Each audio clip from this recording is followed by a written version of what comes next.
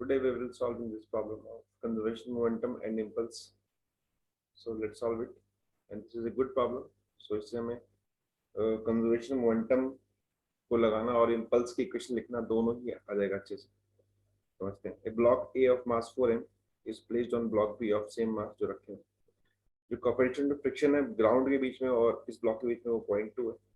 Similarly जो दोनों block के बीच में वो आपके पास 0.4 दिया है. And a small ball of mass m moving with velocity 10 centimeter per second, 10 meter per second collides with A.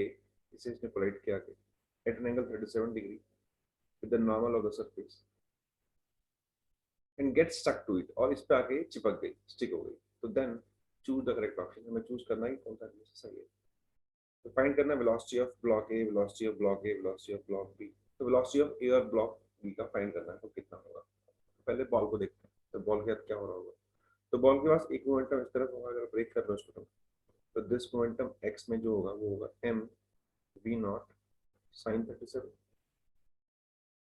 This will be equal to m v naught is 10. This is equal to 3/5. This is equal to 6m. Similarly अगर मैं y में निकालूंगा p y initial p y equal to m v naught cos 37 because this angle is 37 alternate angle. This is equal to 8m. तो ये ball के पास momentum आ गया. अब देखते हैं ड्यूरिंग कोलिजन बॉल के साथ क्या हो. ड्यूरिंग कोलिजन तो ड्यूरिंग कोलिजन बॉल पे एक नॉर्मल लगेगी ऊपर की तरफ इस ए ब्लॉक की वजह से जो इसका ये मोमेंटम खत्म कर देगी क्योंकि बॉल चिपक गई है इससे स्टिक हो गई है. तो बॉल का सिर्फ ये मोमेंटम खत्म हो जाएगा. तो मोमेंटम जो बॉल के पास फाइनल था इस तरफ पी फाइनल जो होगा वाई में वो हो जाएगा 0 और जो इनिशियल था पी इनिशियल वो कुछ था आपके पास 8m. तो मैं लिखता हूँ impulse. Impulse is equal to change in momentum. Impulse जो लगेगा वो होगा n D t is equal to p final जो कि 0 है -8 है. अब यहाँ पे साइन लगाना बाकी है. साइन ये है कि जो फोर्स है वो अपोजिट लग रही है पीछे की तरफ और मोमेंटम चेंज नीचे की तरफ हो रहा है क्योंकि नीचे जा रहा है. तो यहाँ पे हम नेगेटिव लगा सकते हैं ताकि दोनों तरफ पॉजिटिव हो जाए. N D t is equal to 8. ये तो बात होगी बॉल की. अब समझते हैं बॉल प्लस ब्लॉक ए को देखते हैं क्योंकि दोनों चिपक गए. तो पहले ये ब्लॉक जो था 4m मास का 4m का वो रेस्ट पे था और बाद में इनका मास मिला के हो गया दोनों चिपक गए.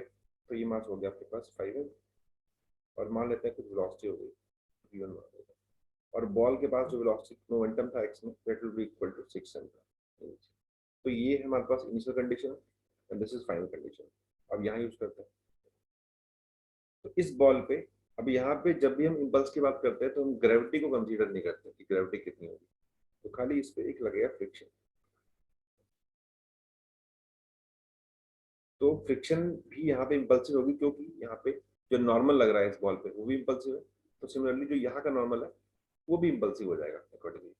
कि अगर आप ब्लॉक ए को देखोगे ए ब्लॉक को तो इस पे ये नॉर्मल जो ऊपर बॉल की वजह से वो तो नीचे की तरफ है और जो ये वेज लगाएगा ब्लॉक बी वो कुछ ऊपर की तरफ होगा. दोनों बराबर ही होंगे क्योंकि एमजीओ कंसीडर करना नहीं होता जब भी हम इम्पल्स की बात करते हैं. तो मैं लिखता हूँ फ्रिक्शन का impulse must be equal to change in momentum p final minus p initial. P final is 5m v1. Initially इसके पास तो कुछ था नहीं खाली इसके पास था कितना 6m and this is equal to minus mu n. N या एन कुछ भी कह सकते हो दोनों बराबर है. तो डेरिवेटिव यहाँ लेना ही है जब भी इम्पल्स की बात होगी हमेशा कहीं भी. And this is equal to minus क्यों लगाया हमने फिर से क्योंकि मोमेंटम चेंज हो रहा है आगे की तरफ और फ्रिक्शन लग रहा है पीछे तो यहाँ माइनस लगेगा. अगर नहीं लगाएंगे तो नेगेटिव में आ जाएगा. This is equal to 5m v1 minus 6m mu is here minus 0.4 and dt is 8m.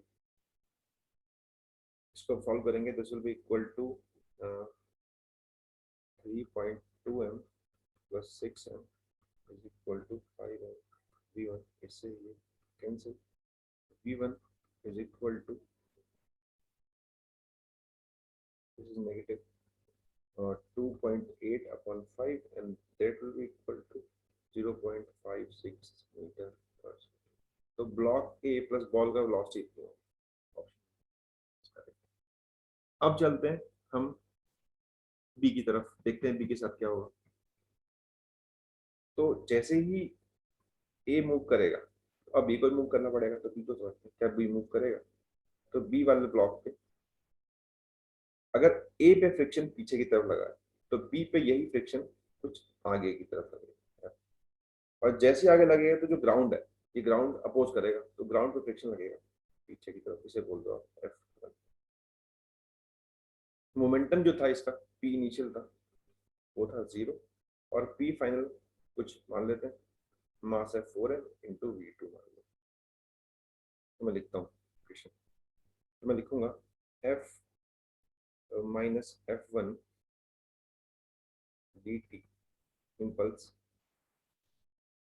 Is equal to P final minus P initial.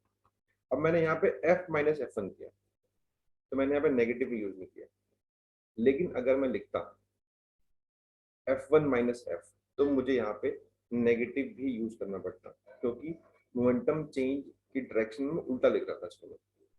ठीक, मैंने यहाँ पे F माइनस F1 लिखा है। F इज, अब यहाँ भी देख सकते हो कि अगर इस पे देखोगे तो एक नॉर्मल ये रहा N1, एक नॉर्मल ये रहा N2, बराबर ही होंगे N1 इक्वल टू N2, क्योंकि ग्रेविटी लेनी है N2। तो this is equal to plus F is equal to point आपके पास 4 into N D T minus ये फ्रिक्शन में 0.2 N D T final is equal to 4m v2, initial is 0 था उसके पास। तो सॉल्व करते हैं,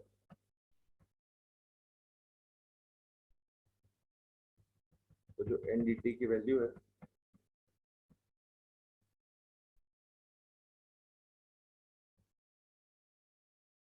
एन डी टी की वैल्यू हमारे पास है, दिस इज इक्वल टू 0.2 और इंटू एन डी टी आपके पास 8m है इक्वल टू 4m v2, इससे ये गया तो v2 इज इक्वल टू 0.4।